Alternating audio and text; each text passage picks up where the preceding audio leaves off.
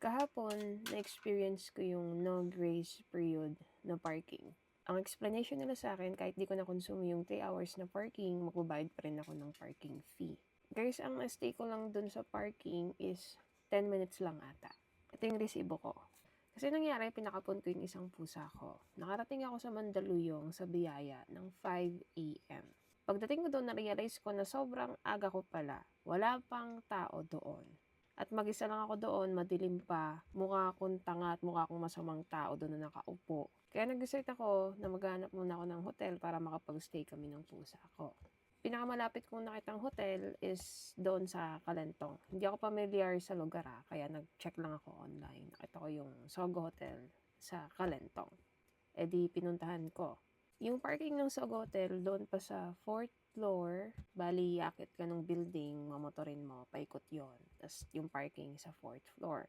Yung pinaka-location ng Sogo Hotel is sa 5th floor. Tapos nandun ako sa Sogo Hotel, hotel sana ako for 3 hours lang para pagdating ng 8 a.m., nandun ako sa Biyaya nga para magpakapon.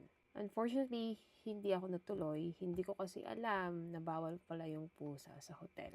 E di ang ending, kailangan ko umalis. Tapos sabi sa akin nung nag-assist doon sa information nila, nagtanong din kasi ako, paano yung parking ko? Kasi saglit lang naman ako doon. Ang sabi sa akin ng attendant, sabihin ko na lang daw na hindi naman daw ako natuloy sa pag-hotel sa kanila. Eh di sinabi ko dun sa baba, dun sa bantay sa parking. Ang sabi sa akin ng bantay sa parking, wala daw silang grace period kahit sinabi ko na yung pinasabi ng attendant na hindi nga naman ako natuloy. Still, siningil pa rin ako.